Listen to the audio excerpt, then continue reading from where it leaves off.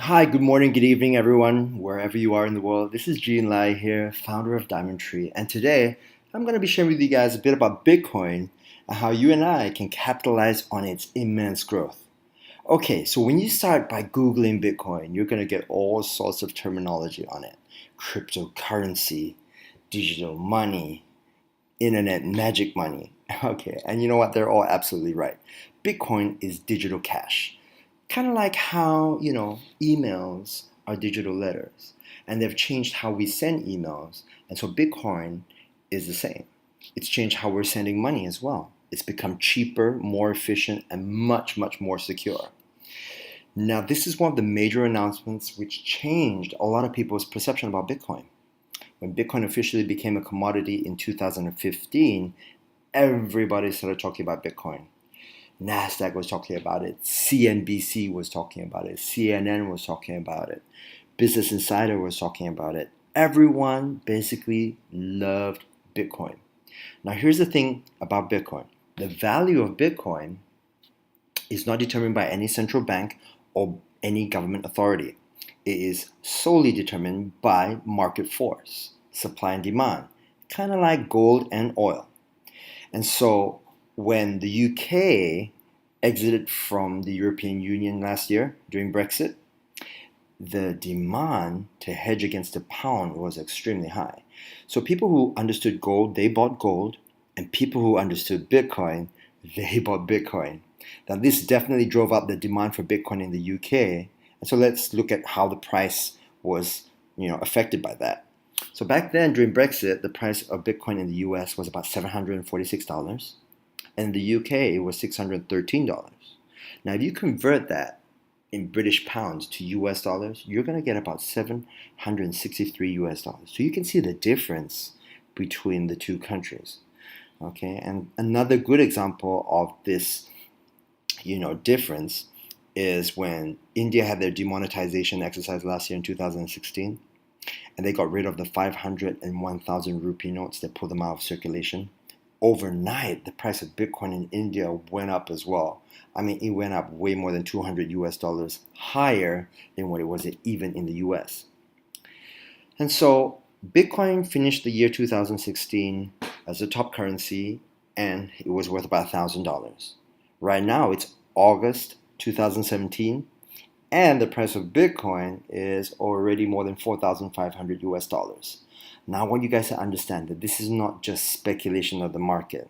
It's real businesses and real people using Bitcoin. Dell and Microsoft have been long supporters of Bitcoin. You can go to their websites and purchase their services and goods with Bitcoin. You can go on Expedia and book your hotel with Bitcoin, cheap air to buy a flight. When I was in the US, I could buy a Subway sandwich with Bitcoin, and with my gift app, I could walk into Starbucks and buy a cup of coffee with Bitcoin. So all of this is definitely fueling the demand. And all of this demand is attracting a lot of venture capital. All this venture capital is going to be put to good use towards improving the Bitcoin infrastructure. You see, Bitcoin as a currency has to be liquid. And so exchanges allow you to do so. An exchange is kind of like your money changer. You can go and exchange your local currency to Bitcoin, or vice versa, you can convert Bitcoin into your local currency. This definitely helps travelers, especially because you can only carry $10,000. And so if you're doing multiple countries and you needed more cash on you, Bitcoin would definitely be the way to go. All right. Mining. Mining is kind of like the central bank of Bitcoin. It's where all new Bitcoin is released. Mining is also what you could say, or what you could call, the servers of Bitcoin, because all these computers, these supercomputers, they do all the processing of all the transactions of Bitcoin, and they keep all those records. Okay? Wallets are kind of like your bank account, but the big difference is this: when you open a bank account, the bank controls your money. When you open a Bitcoin wallet, you're basically your own bank because you control it yourself. So don't forget your password. So all of this infrastructure put together has made Bitcoin so much more easier to use. And so that's why if you look at the evolution of money and how we've started from barter trading to using gold to using paper money, credit cards, and right now Bitcoin, it's all really because of convenience. And so Understanding Bitcoin is really important because Bitcoin is one of the easiest ways to make payments online or offline. It's very, very divisible. Every Bitcoin right now has 8 decimal points attached to it. And so what that means to you and I is, let's say the value of Bitcoin is $1,000. That would mean 0.1 Bitcoin would be worth $100, and 0.01 would be worth $10. And you could push this value, even further as you move down the decimal line. So when Bitcoin is worth $10,000 each, that would mean 0.1 would be worth $1,000. And so every single decimal now grows in value. Make sense? So let's say, for example, you were going to take a bus in France, and let's say the price of Bitcoin was $1,000, and the bus fare was $2. That means you would paying for your bus fare with 0.002 Bitcoin. Make sense? So you see, it's really, really easy to use Bitcoin. And don't worry about calculating all those decimal points. You just put in the dollar amount or local currency amount that you want to pay, and your app will automatically convert it to Bitcoin for you. Really simple. Okay, so let's put Bitcoin to some practical use. Let's say you bought a house in Australia and you wanted to pay $1,000 a month for your mortgage. Now, if you use the bank to transfer that money, that will cost you a pretty penny. But if you use Bitcoin, the transaction fees are way cheaper. And so let's say you started paying for this house in 2015 when Bitcoin was $250. Well, to send $1,000, you would have to send 4 Bitcoin. And the beauty of it is you can send this any time of the day, rain or shine, public holiday, even on the weekends. Now fast forward to 2017. In the early part of 2017, 1 Bitcoin was worth $2,000. So if you wanted to pay $1,000, you just transfer 0.5 Bitcoin. Here's the thing. If you're looking at this, you will realize that for Bitcoin 2015, right now that's worth more than $16,000, right? And you'll be absolutely right. You see, the beauty of a Bitcoin is it's always going to be growing in value. But for this gentleman right here, all he's thinking about is, I just want to be able to send $1,000 every month quickly and cheaply. And so back then, when Bitcoin was worth $250, how much cash came out of his pocket when he wanted to send $1,000? That's right, $1,000. And now Bitcoin is worth much more, but how much comes out of his pocket in cash when he wants to transfer $1,000? Just $1,000. Nothing has changed on his end. But for us, because we see the growth of the value, what you want to do is you want to get more Bitcoin. Okay, so like I was saying just now, Bitcoin is changing a lot of industries. The remittance industry is definitely one. All those companies, they definitely need to get aboard the Bitcoin wagon, otherwise they're going to end up like Kodak. To be honest, PayPal and Western Union are definitely starting to adopt Bitcoin already. But let's not talk about them. Let's talk about how you and I can start using Bitcoin without using these companies. All you need is a smartphone, and you can go to your App Store or Play Store and download these apps and be able to use Bitcoin instantly. If you download coins.ph in the Philippines, you could pay for your university tuition fees at De La Salle University and pay with Bitcoin. You could pay for your electricity bill. You could pay for your water bill. You could pay for your cable bill. You could even pay for your credit card bill with Bitcoin in the Philippines using coins.ph. And so you see all these apps are making it so much easier for us to use Bitcoin all over the world.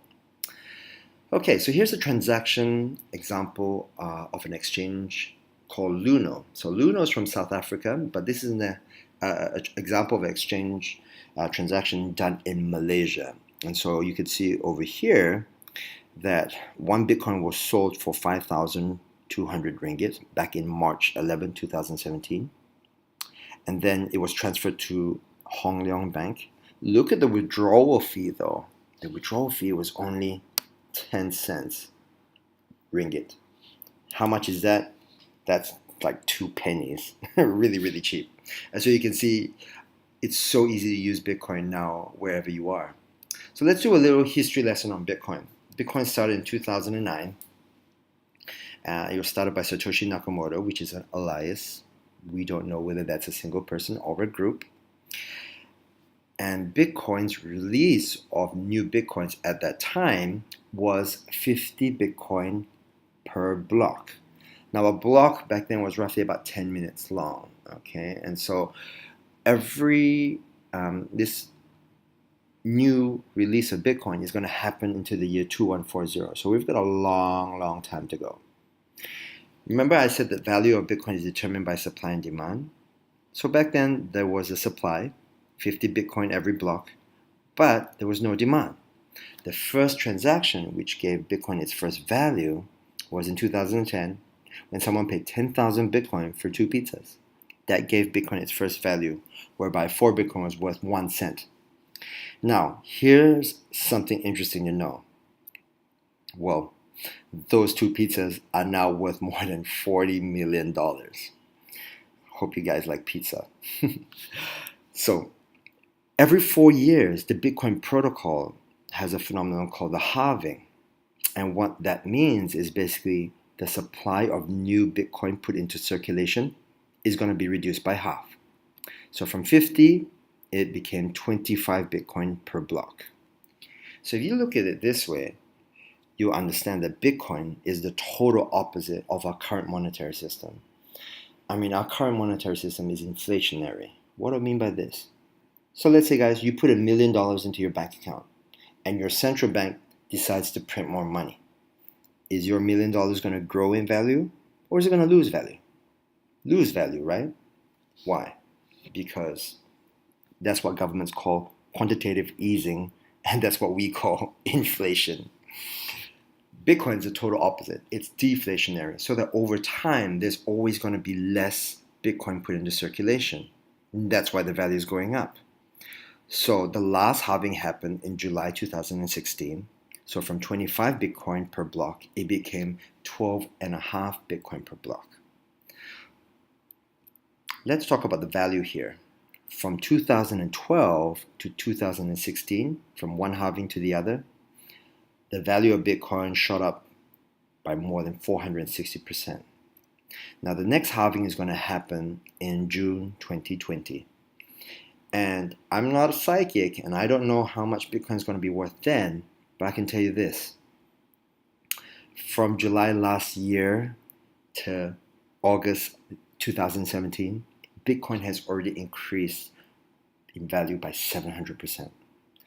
And so, guys, when you understand this, I'm showing you the supply chain right here, and you know that it's preset to always reduce every 4 years, you definitely want to get more Bitcoin because look at the demand. This is the blockchain, guys, and on the blockchain you can see every single transaction of Bitcoin. And so from day one you can see that there weren't many in the beginning. Well, actually there was none. And then there was the pizza, right? And right now, oh my goodness, all these transactions have gone through the roof. Hence why the demand for Bitcoin is real and why more and more people are beginning to use it. Okay, now where's Bitcoin's price headed? I'm not psychic and I'm not a financial expert, but let you guys listen to people who are. You'll see Bitcoin trading at 1,000, 2,000, 5,000, 10,000. Rick Falkvenia does an excellent analysis. He predicts that Bitcoin will capture between 1 and 10% of the global Forex market, which implies a price of between $100,000 to $1 million per Bitcoin.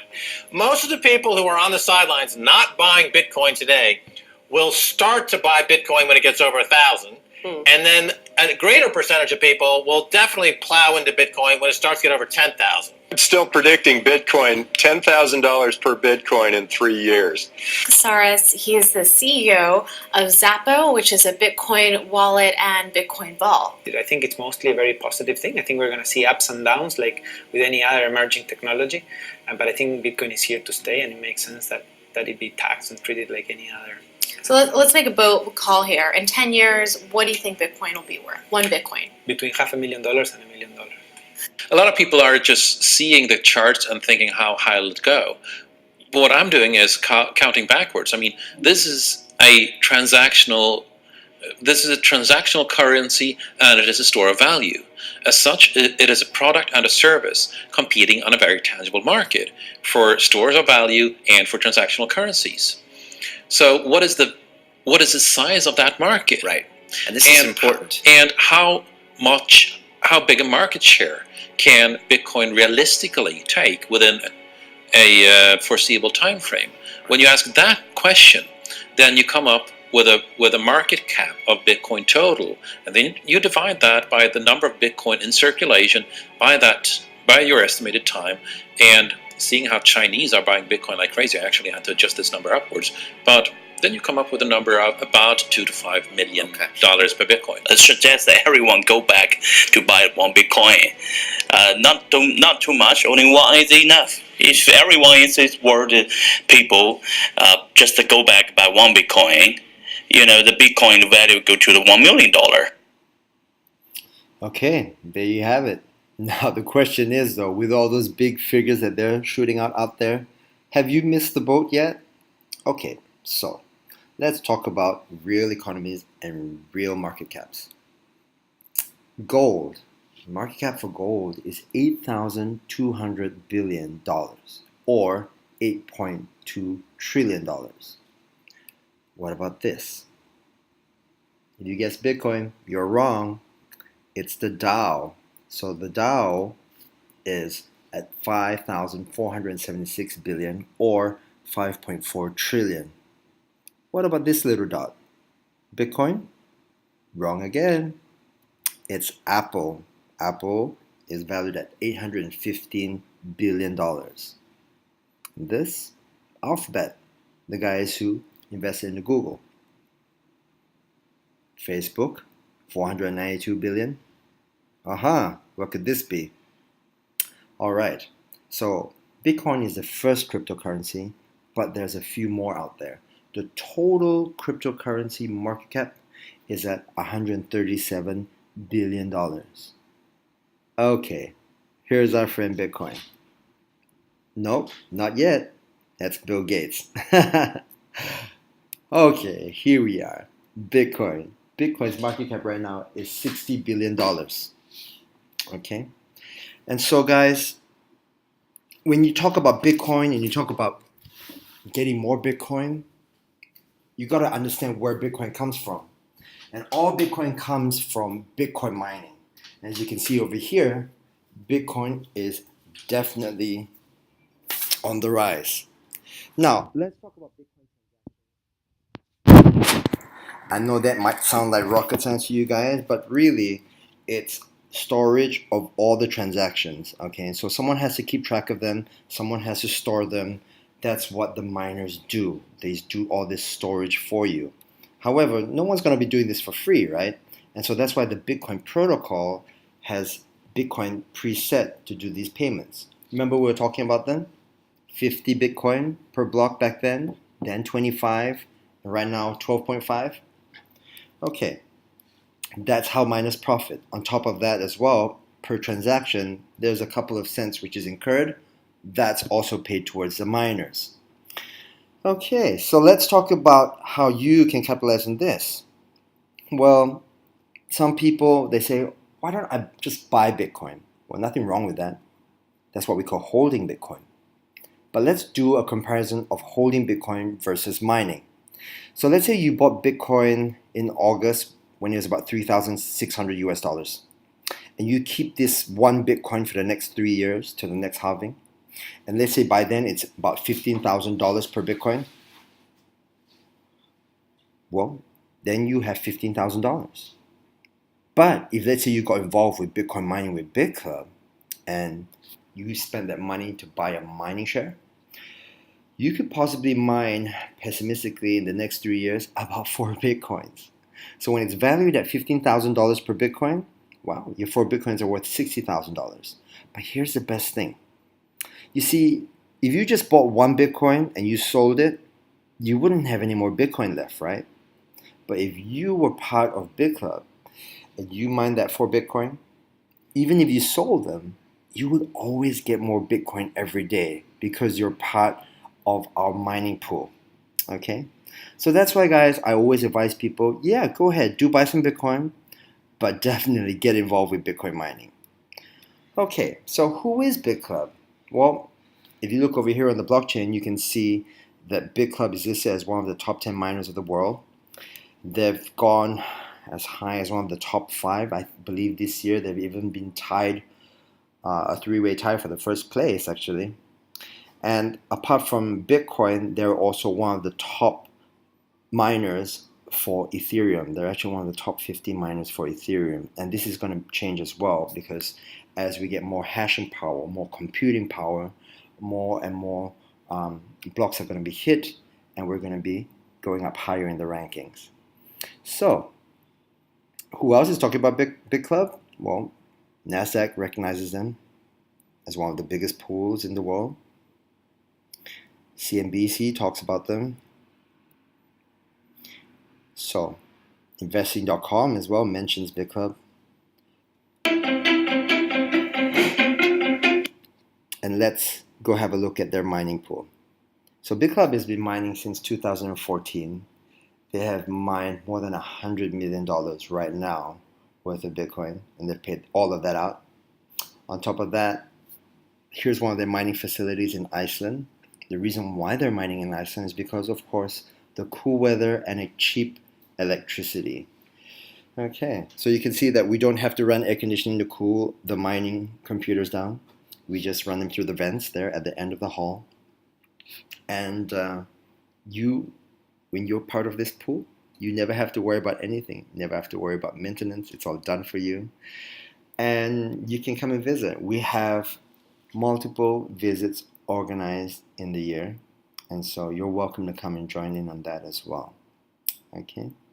Now, Iceland has abundant sources of geothermal and hydroelectric energy supply, and so that's why it's really, really cheap over there to mine Bitcoin.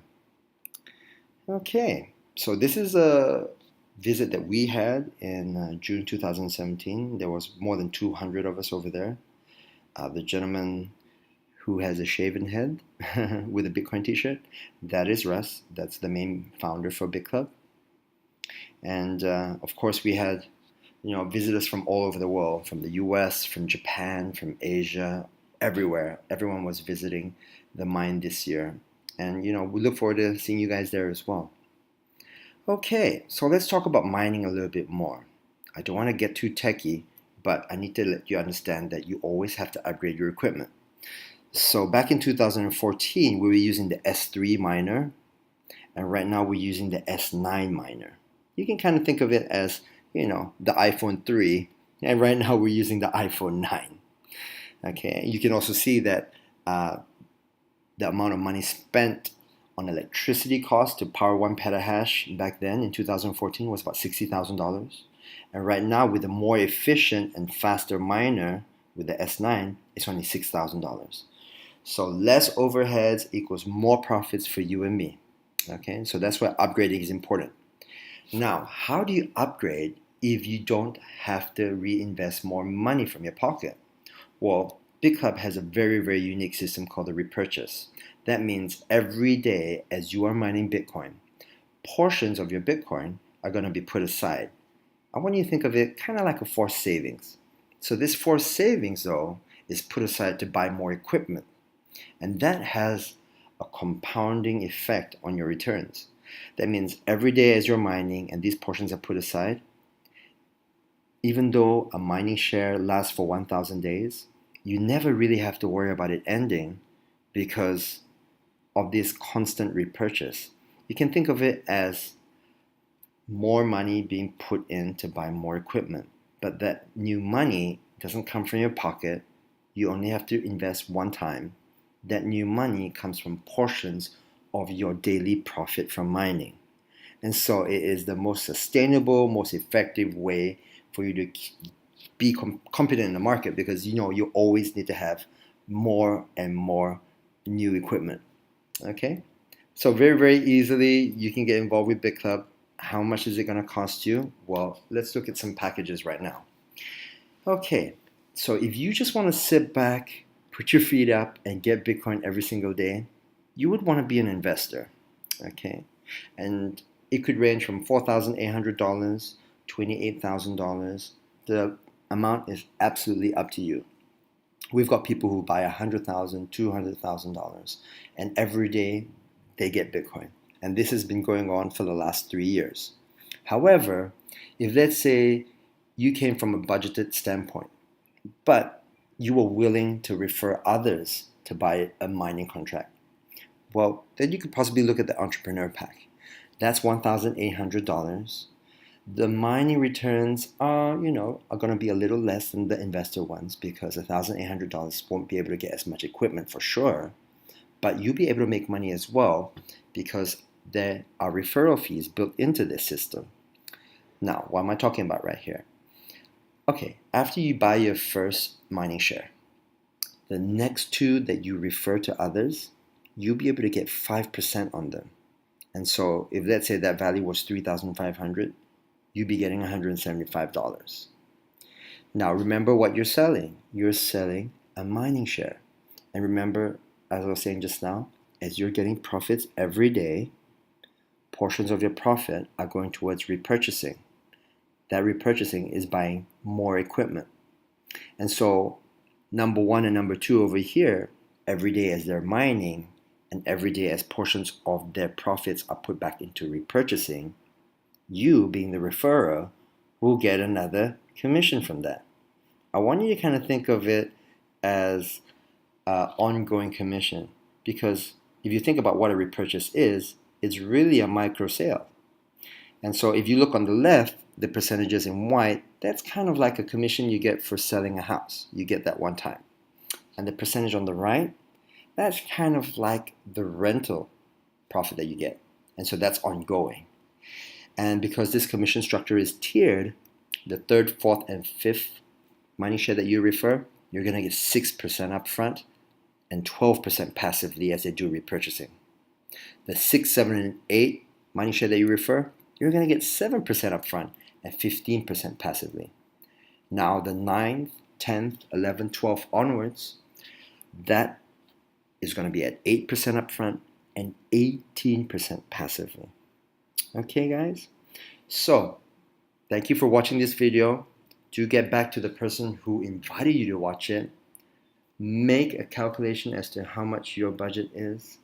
And I look forward to welcoming you on the other side when you come and join BitClub.